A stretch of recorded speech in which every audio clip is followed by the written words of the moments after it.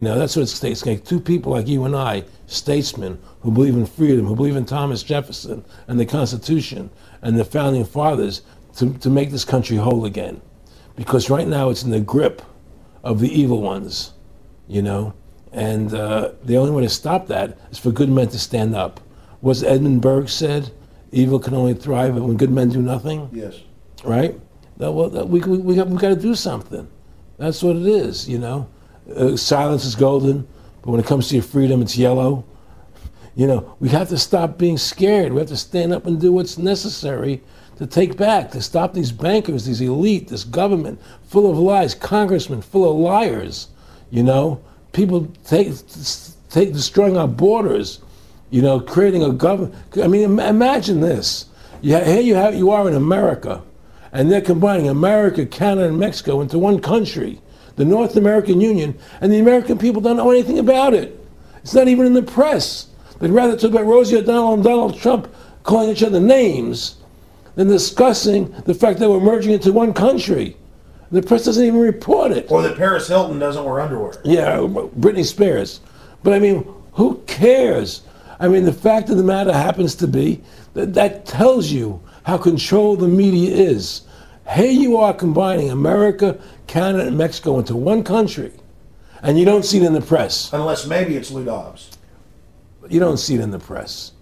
You just don't see it. It should be the top story everywhere. Everywhere, and not a word about it, really. Why? That tells you, there's the evidence that it's controlled. They don't want the American people to know what's going on. That's why they don't protect our borders.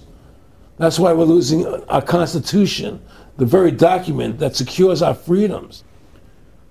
Well, I think if you analyze the situation, and if you realize that since the Federal Reserve has come into being in 1913, illegally, without a constitutional amendment, by bribing a few senators during Christmas vacation, they turned over the most important power that the American government has, the creation and issuance of money, to a private bank.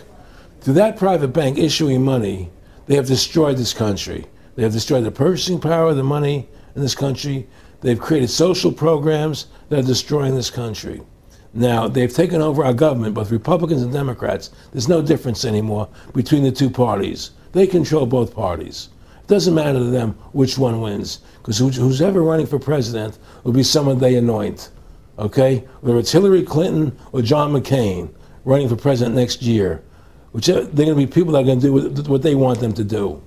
And the fact of the matter happens to be that you can't win an election unless you have enough money to win. They make sure who gets the money, okay? So through these bankers attempting to taking over America, knowing that America was the freest nation in the world, it was necessary for them to take over America, take away our gun rights of freedom to bear arms, and create a country where we become slaves. Because once they take over America, the rest of the world becomes a lot easier for them.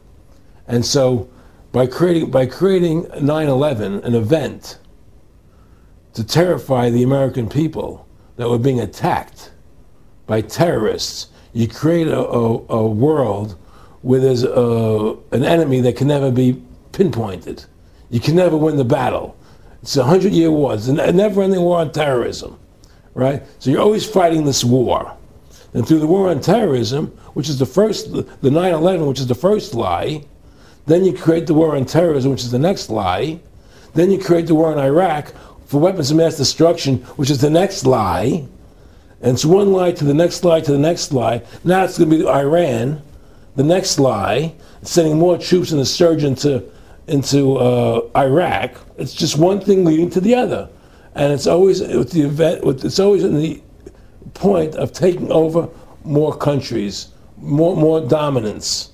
You know, making sure the American dollar, making sure the G8 stays in control of everything, and what they want to do is to control the American people, control the people of the world, put RFID chips in everybody, so everybody's a slave to these central banks. Did you ever talk to Nick Rockefeller after he told you all this and then 9/11 took place? No. But he did. He told me that you're going to see men running around caves looking for Osama bin Laden. You know, you're going to see men looking for, these guys, and they're going to be, They told you it was all going to be bull. It's a phony. The whole thing is a fake. It's a fraud. Was he laughing, or was he just coldly saying this? No, it's more laughing, cynical, laughing. You know, it's more like, look how stupid everybody is. Look how stupid everybody. We can do whatever we want to do. Well, it is ridiculous. It's like with Al-Zakari.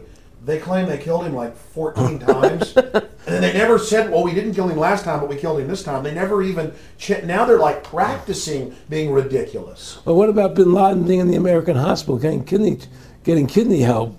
Yeah. Right? In the American hospital, yeah. Right? They could, if they wanted Osama bin Laden, they could have gotten him. Oh, yeah. He was right in the American, after the Cole. Well, every time our troops really would catch some Taliban leaders, they would be ordered by the generals to let them go. That's come out in the newspapers, but only here or there. And they kept going, and then Pat Tillman was complaining about it, and then he got shot. I talked to his brother. Oh, you did? And then he got shot, and it was a big hero charging Al-Qaeda. No Al-Qaeda, somebody shot him in the back. Look, we're dealing with complete evil. We're dealing with complete evil. And until the American people wake up and say, we don't want this evil in our country anymore, and we want to come back to a country of decency and goodness and integrity and honor, you know, we're going down that road. And that's what it's going to take. It's going to people to stand up and say, we don't want to live in this kind of a world anymore. You know, I believe we should pull all our troops out of Iraq. I believe we should leave other countries alone. Let other countries live their lives the way they choose to. You know, stop trying to spread democracy around the world, which is the worst form of government there is anyway. Restore our republic to what it's supposed to be.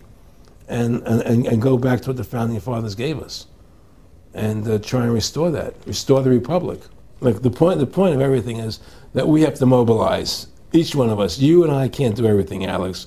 You and I may be leaders. We may be out there, and people listen to us, what we have to say, and follow us. But the truth of the matter happens to be, it takes all Americans to stand together, to stand tall, to mobilize and say, we're not going to take this anymore. I'm mad as hell. I'm not going to take it anymore. We're going to stand up and fight the battle. And you and I can't do this alone. We're just leaders of the thing. But other people have to join in with us and stand side by side, shoulder to shoulder, and say, I'm not going to take it anymore. That's what it's going to take to win this effort, and to stop cooperating with the government and with all their rules and regulations, and to wake everybody up, to hand out DVDs of my movie, to hand out DVDs of your movie, to educate everybody to what's going on. Well, freedom and liberty is what people really want.